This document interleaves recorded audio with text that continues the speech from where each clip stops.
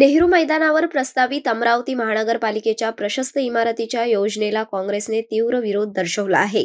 या योजनेअंतर्गत मैदानावर प्रशस्त इमारत आणि खाली शॉपिंग कॉम्प्लेक्स बांधण्याचा प्रस्ताव आहे। माजी महापौर मिलिंद चिमोटे यांनी या संदर्भात वृत्तपत्रातील पुरावे सादर करून यामागे षडयंत्र असल्याचा आरोप केला आहे।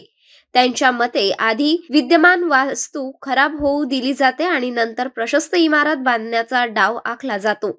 चला तर मग आता बघूयात काँग्रेसच्या पत्रकार परिषदेत नेमके कोणते मुद्दे मांडण्यात आले। अगोदर आमचे सन्माननीय अध्यक्ष श्री बबलू शेखावत जिल्हा साहेब यांनी आपल्याला नेहरू मैदान या विषयाच्या संदर्भातली माहिती आपल्याला दिलेली आहे।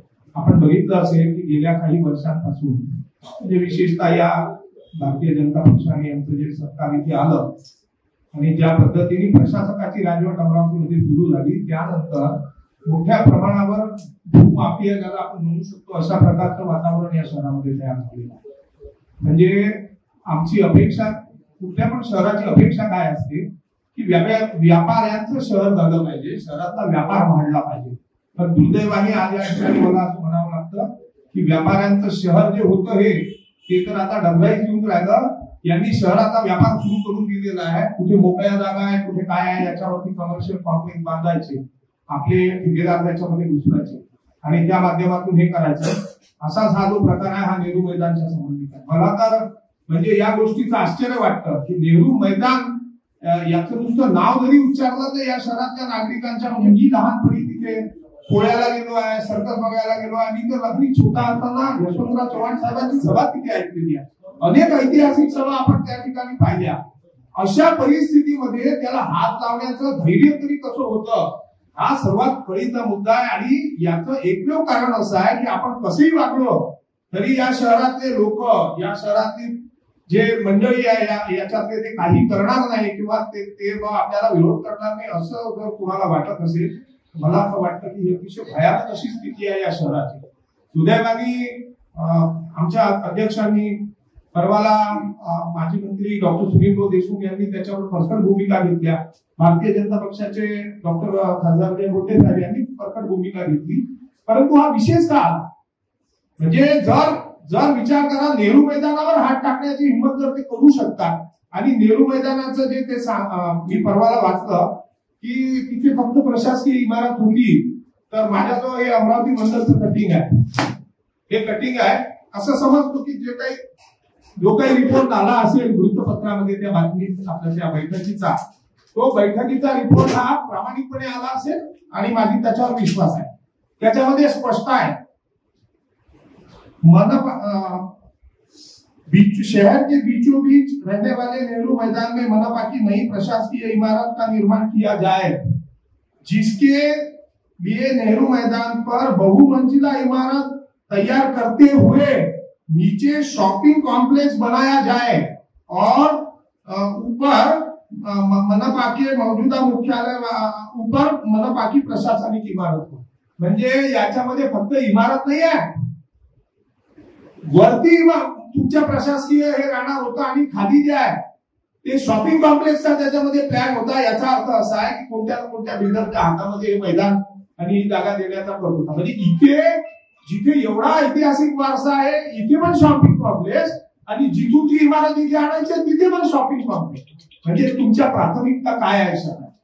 तुमच्या शहराच्या प्राथमिकता फक्त शहरामध्ये या शहराचा व्यापार करायचा, लोकांना भूल द्यायची आणि अशा प्रकारच्या जागांवरती बिल्डरच्या माध्यमातून हे करायचं। आता याच्यामध्ये जेव्हा लोकभावना मोठी तीव्र झाली सर्व बाजूने, म्हणजे आपल्याला पण त्याच्या बाबतीत पुरेपूर धन्यवाद द्यावे लागतील। या सर्व वृत्तपत्रांनी ठळकपणे या बातम्या छापल्या आणि त्याला विरोध दर्शवला आणि याच्या भीतीपोटी आणि याच्यामुळे काल त्याच्या बाबतीत सन्माननीय जे पालकमंत्री महोदय यांनी स्टेटमेंट इश्यू केलं। मी ते वाचलं, ऐकलं सुद्धा की इथे काही होणार नाही, ही विरासत आहे, धरोहर आहे। पण माझा थेट प्रश्न आहे की जर पालकमंत्री असं म्हणताय की मी असे निर्देश दिले नाही तर मग खोटं कोण बोलताय?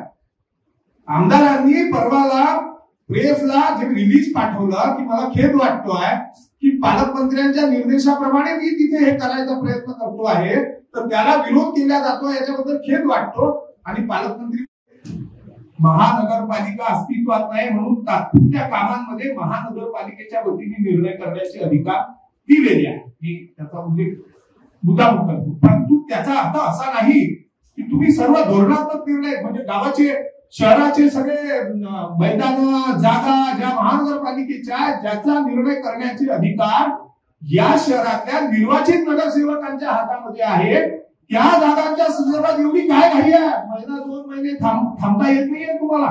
म्हणजे आता मला माहिती दिली की अकॅडमिक हायस्कूलवर सुद्धा अशा प्रकारचं काहीतरी एक कॉम्प्लेक्स बांधण्याचं सुरू आहे, तिथे नकाशे विकाशे सगळे सुरू आहे. माझं म्हणणं असं आहे की शहर पूर्ण बकाल करून टाकते. माझा सवाल आहे, गेल्या प्रशासकाच्या राजवटीमध्ये हे शहर आणि महानगरपालिका पूर्णपणे कपालला करून टाकलेली आहे. शहरामध्ये पैसा नाही. आणि माझी आमदारांना विनंती आहे, लोकप्रतिनिधींना माझा सवाल आहे की शहरातले बाकी सगळे प्रश्न संपले आहेत का? आरोग्याचा एवढा मोठा प्रश्न आहे, स्वच्छतेचा प्रश्न आहे, विकासाचा प्रश्न आहे, अनेक असे प्रश्न आहेत जे जीवन मरणाशी संबंधित आहे शहरातल्या. एखादं कॉम्प्लेक्स झालं काय नाही झालं काय, त्या कॉम्प्लेक्सचा फायदा या शहरातल्या नागरिकांना होणार नाही आहे.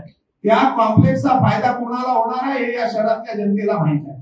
त्या विषयांवर लक्ष घाला, त्याची सोडवणूक करा. शासन सुद्धा नुसती इथे येऊन आम्हाला सांगतात की या योजनेखाली तुम्ही डेव्हलप करा, बीओटी वर डेव्हलप करा, तुमचाच पैसा वापरा, तुम्ही डेव्हलप करा. का बरं अमरावती महानगरपालिकेला 100, 200, 300 कोटी रुपयाचे विशेष अनुदान नाही मिळत? बाकी सगळीकडे नागपूरला कोट्यावधी रुपयाचे विकासाची कामं सुरू असताना आम्ही सुद्धा एक डिव्हिजनल हेडक्वार्टर आहे, आमचं सुद्धा एक विभागीय आहे, आम्ही पण महानगरपालिका आहोत, आमच्या वाट्याला 1 रुपया येत नाही आणि आम्हाला सातत्याने आमच्या याच्यात अशा प्रकारचे गोष्टी केल्या जातात. तेव्हा नेहरू मैदानचा हा जो विषय आहे याला आमचा प्रखर विरोध आहे. ज्या वेळेला या प्रेस कॉन्फरन्सची आम्ही नोटीस काढली तोपर्यंत सन्माननीय पालकमंत्री महोदयाचं त्याच्यावर वक्तव्य यायचं होतं. काल त्यांनी ते अधिकृतरित्या दिलेलं आहे. आता आमची मागणी एवढीच आहे की भारतीय जनता पक्ष या बाबतीत सवाल करेल का? त्याच्यातलं कोण ते कुठे बोलतायत हा सवाल करणार का? आमचा हा प्रश्न. भाजपवाले हा खुलासा त्यांच्याकडून आमदारांकडून करणार का? यांना सवाल करणार का? किंवा तुम्ही पालकमंत्र्यांच्या नावाचा दुरुपयोग करताय हा सवाल भारतीय जनता पक्ष आमदारांना करतील का? हा आमचा सवाल. त्यांनी कामगार सांगितलं आहे की मी असे निर्देश दिले नाही, तर ज्यांनी पालकमंत्र्यांचं नाव वापरून अशा प्रकारचा प्रयत्न केला ते या शहरातील जनतेची माफी मागतील का? याच्या बाबतीत भाजप पक्ष आग्रही राहील का? भारतीय जनता पक्ष त्यांना सवाल करेल का? हे आमचे सवाल आहे तुमच्या माध्यमातून की याचा खुलासा या शहरातल्या नागरिकांच्या समोर झाला पाहिजे. एक प्रकारचं हे षडयंत्र आहे आणि या षडयंत्राचा खुलासा होण्याची आवश्यकता आहे. हे आपल्या माध्यमातून आम्ही त्यांना सांगतो. या शहरातल्या कोणत्याच जागा सुरक्षित नाही. आणि एक ज्याचा उल्लेख झाला सन्माननीय बबलू भाऊंनी केला, टाउन हॉलची निर्मितीच मुळात आपल्याला माहित असेल की त्या ठिकाणी शहीद स्मारक होतं. पंजाबराव विद्यापीठाच्या वेळेला जे लोक शहीद झाले होते त्यांचं तिथे शहीद स्मारक होतं समोर आणि ते शहीद लोक झालेलं स्मारक म्हणून टाउन हॉलमध्ये आतमध्ये त्यांचं स्मारक बनवण्यात गेलं आणि छोटा हॉल या शहरामध्ये हवा या दृष्टिकोनातून टाउन हॉल स्वस्त दरामध्ये त्याचे पैसे सुद्धा कमी होते. शहरातल्या याच्यात लहानसे कार्यक्रम घेण्याकरता गेल्या 3 वर्षापासून तो हॉल आणि त्याचं कारण काही दिल्या जात नाहीये. ते अर्ध रिपेअर आहे असं सांगून तो बंद केला जातो. बिलकुल हीच मानसिकता मी सांगतो. मानसिकता म्हणजे ही मोडस ऑपरंडी आहे. समजून घ्या या शहरातली मोडस ऑपरंडी म्हणजे हा एक प्रकारचा पद्धतशीर केलेला कट आहे की पहिले त्या वास्तू उपेक्षित करायच्या, पहिले त्यांना उपेक्षित करायचं, त्यांना खराब होऊ द्यायचं आणि मग सांगायचं की आता ती काही कामाची मुलगी नाही, आता ही पाडा आणि हिच्या जागी नवीन बिल्डर आणा. बिलकुल तेच्या तेच वक्तव्य मान्य आमदार महोदयांचं परवाच आहे की बा हे नेहरू मैदान जे आहे हे आता समाजकंटकाचा अड्डा झालेला आहे. या ठिकाणी कोणी पण वेगवेगळ्या पद्धतीने त्याचा वापर होतोय. माझा सवाल आहे, या शहरातल्या ज्या प्रॉपर्टीज आहेत त्या प्रॉपर्टी महानगरपालिकेच्या मालकीच्या असतील तर महानगरपालिका आणि शासनाच्या मालकीच्या असतील तर शासन. याला सांभाळण्याची, याला सुरक्षित करण्याची जबाबदारी कोणाची आहे? तुमची आहे. लोकप्रतिनिधी म्हणून तुमची आहे. तुम्हीच करत नाही, तुम्हीच बोलून सांगता की बा इथे दुर्लक्ष होऊन राहिला. अरे लक्ष तर तुम्हाला द्यायचं ना. याच्या मागे डेफिनेटली एक साजिश आहे की ज्या ज्या जागा ताब्यात घ्यायच्या आहेत त्या त्या जागा पहिले उपेक्षित करायच्या. त्या ठिकाणी कोणतेही डेव्हलपमेंटचे विषय येऊ नाही द्यायचे, त्या ठिकाणी साफसफाई होऊ द्यायची नाही. आता तुम्ही विचार करा, आपलं घर जरी महिना 2 महिने बंद राहिलं, 4 महिने आपण बाहेरगावी गेलो पावसाळ्यात त्याच्यात ते 2-3 वर्षाला घर बंद राहिलं तसंच पडून जातं. टाउन हॉलची 3 वर्षापासूनची स्थिती आहे. त्याच्या मागे एक सोची समजी साजिश आहे. तिथे पुन्हा त्यांना बिल्डर आणायचा आहे. आमचं म्हणणं हे सगळं करा. आणि याच्यातला सगळ्यात महत्वाचा मुद्दा मी तुम्हाला सांगतो की या जागाचे मालक कोण आहे समजून घ्या. आम्ही इतके वर्ष विलास भाऊ काय म्हणतात, ज्या दिवशी महानगरपालिका अस्तित्वात आली तेव्हापासून आजपर्यंत निरंतर सभागृहामध्ये आहे. बाळासाहेब आहे, बबलू भाऊ आहे, मी आहे, अशोकराव आहेत माजी महापौर, किशोर भाऊ आमच्या सभागृहाचे. महानगरपालिकेचे जे ऍसेट्स आहेत मुख्यत्वे करून ज्या जागा आहेत या जागांचा मालक कोणी नाही आहे. या जागेचा मालक महानगरपालिका आहे. आणि महानगरपालिका म्हणजे महाराष्ट्र म्युनिसिपल कॉर्पोरेशन ऍक्टच्या कायद्याप्रमाणे सर्वसाधारण सभा आहे. तिचा मालक कोणी नाही आहे, सर्वसाधारण सभा आहे. आणि सर्वसाधारण सभेलाच अधिकार आहे. लीजवर जरी द्यायची असली, तिच्या ठिकाणी काही वेगळ्या पद्धतीने ट्रान्सफर करायची असली ती, तर याचे सर्व अधिकार जे आहे ते सर्वसाधारण सभेचे. तुम्ही तपासून नाही मी तुम्हाला, तुम्ही पत्रकार आहे ना, बरोबर आहे. मी सांगितलं तुम्हाला की माझी माहिती आहे की अकॅडमिक हायस्कूलवर सुद्धा अशा प्रकारचं काहीतरी कॉम्प्लेक्सचं प्लॅनिंग सुरू आहे. कॉर्पोरेशन असेल, संबंधित लोकप्रतिनिधी असेल, जे त्याचे कॉम्पिटंट लोकप्रतिनिधी कोण, कॉम्पिटंट अथॉरिटी त्याची कोण आहे, जी कोणी असेल, जिल्हा परिषद असेल, त्यांच्या मार्फत अशा प्रकारचं काय. माझा रेफरन्स तुम्हाला तुम्ही सांगतो. पालकमंत्र्यांनी असं म्हटलं की हे 4 महत्वाचे मैदान आहेत, याला मी हात लावून देणार नाही, हे मैदान. आमची माहिती अशी आहे की तिथे पण अशा प्रकारचे प्रयास सुरू आहे. तुम्ही तपासून घ्या. 4 मैदान आहेत, 4 मैदान आहेत पूर्वीपासूनचे. सायन्सपूर आहे, नेहरू मैदान आहे, अकॅडमिक आहे आणि दसरा मैदान आहे. त्या 4ही मैदानाला कोणीही हात लावणार नाही आणि हात लावू देणार नाही, बरोबर. असं भाजपची भूमिका आहे ना. आता माझी माहिती अशी आहे, तुम्ही माझ्यापेक्षा जास्त तुमचे रिसोर्सफुल आहे. तुम्ही अकॅडमिक हायस्कूलच्या ग्राउंड वरती अशाच प्रकारचं काहीतरी करण्याचं सुरू आहे. आणि पालकमंत्री असं म्हणतात की या मैदानांना हात नाही लावू दिला जाणार. मग आता तेच आम्हाला तुमच्या मार्फत त्यांना विचारायचं आहे ना. खासदार भाऊ मुंडेने विरोध केला ना, आम्ही त्याचं स्वागत केलं, सांगितलं आम्ही स्पष्ट केलं की आमच्या सोबत त्यांनी पण विरोध केलाय. पण ते विरोध करतायत, पालकमंत्री म्हणतात की बा मी असं निर्देश दिलेच नाही. आणि आमदार असं म्हणतात की त्यांच्या निर्देशाप्रमाणे आम्ही कॉम्प्लेक्स बांधून राहिलो होतो. दोघांपैकी कोणीतरी तर खोटं बोलताय ना. तुमची मागणी फक्त एवढी आहे की हे क्लिअर करावं कोण खोटं बोलताय. ते जर पालकमंत्र्यांचं नाव घेऊन समजा सांगत होते तर आमचा पालकमंत्र्यांनी काल जे सांगितलं त्याच्यावर आम्हाला असं वाटतं की ते ज्या मुद्द्याचा विषयावर पडदा पडलेला आहे. मुळात मुद्दा हा होता की त्या काल म्हणजे भाजपी पण प्रेस कॉन्फरन्समध्ये मान्य केलं त्यांनी सुद्धा की मुळात सगळं लोकप्रतिनिधी त्या कालचे असतील किंवा आजचे असतील त्या सर्व लोकप्रतिनिधी त्या मैदानाकडे दुर्लक्ष झालं. आतापर्यंत कोणी त्या मैदानात शाळा बंद पडली, शाळेत दाखवची केली नाही. ऐतिहासिक आहे असं म्हणतात, पण त्याचं शाळेच्या दृष्टीने कुठे लक्ष दिलं नाही. मैदानात मेंटेनन्स नाही. तुमच्या माहिती करता सुद्धा साहेब मागे मी तिथे मैदानात गेलो. प्रशासकाच्या काळामध्ये सगळ्या इंटरव्ह्यू दिला, सगळ्या माहिती आली, वृत्तपत्राला आलं. तिथची घुमंतू लोक काढा, तिथली साफसफाई करा. आम्ही त्या मैदानावर गेलेलो आहे. आम्ही बबलू भाऊनी, मिलिंद भाऊनी, बाळासाहेबांनी सभागृहात विषय मंजूर केला की ती इमारत नव्याने दुरुस्त करा, बांधा आणि चांगली करा.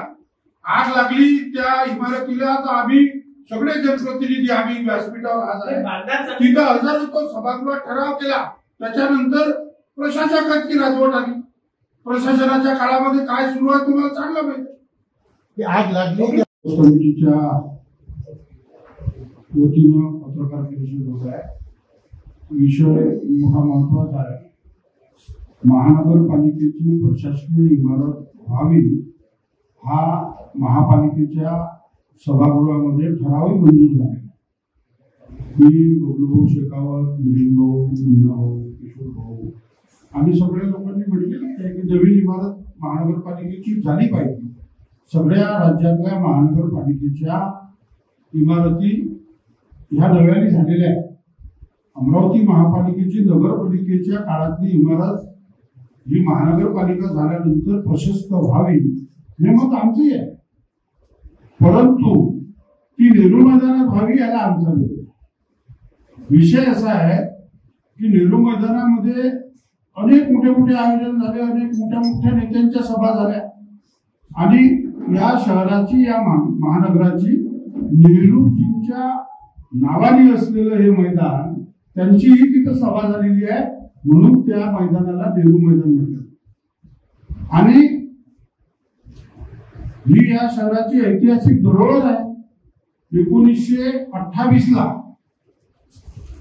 गोखले साहेबांनी ती इमारत नगर परिषदेला दिली स्वातंत्र्यपूर्व काळात, आणि 2 रुपयाच्या स्टॅम्पवर त्याच्यावर हे लिहून दिलं की ही इमारत नगरपालिकेच्या त्या काळामध्ये शिक्षणासाठी या इमारतीचा उपयोग घ्यावा, अन्यथा शिक्षणासाठी न घेता दुसऱ्या कारणासाठी जर या इमारतीचा उपयोग होत असेल तर माझ्या वारसांना ही इमारत परत करावी,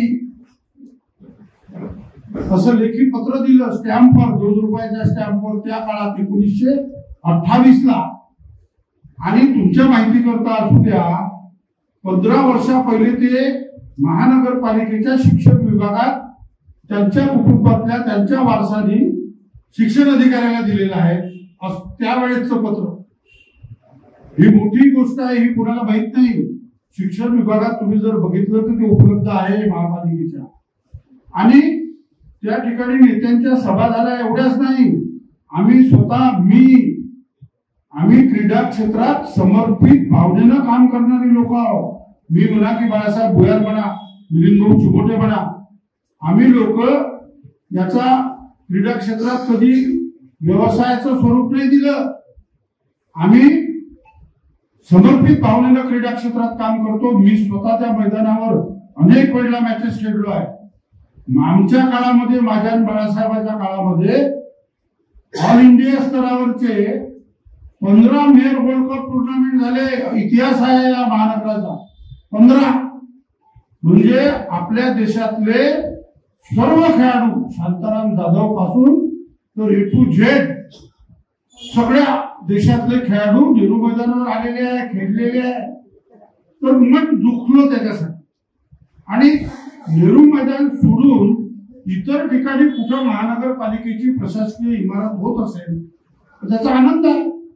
आणि मुन्ना भाऊनी एक गोष्ट मोठी महत्वाची सांगितली की त्या आष्टीकर साहेबाच्या काळामध्ये नगरपालिकेच्या काळातली असलेली महानगरपालिका तीच वास्तू, तीच इमारत, तेवढाच परिसर, तेवढाच कॅम्पस, त्याच्यावर त्या विद्वान आष्टीकरांनी या गावाचं वाटोळं केलं आणि 25 कोटी रुपये महानगरपालिकेवर खर्च केला. 25 कोटी फक्त कॅबिनेटसाठी, सभागृहासाठी आणि स्वतःचं कॅबिन, एंटी चेंबर या विषयावर. तर आमचा नेहरू मैदान मध्ये कुठे महानगरपालिकेची प्रशासकीय इमारत व्हावी, तिथं कमर्शियल कॉम्प्लेक्स निघावं, याला प्रामुख्यानं विरोध आहे.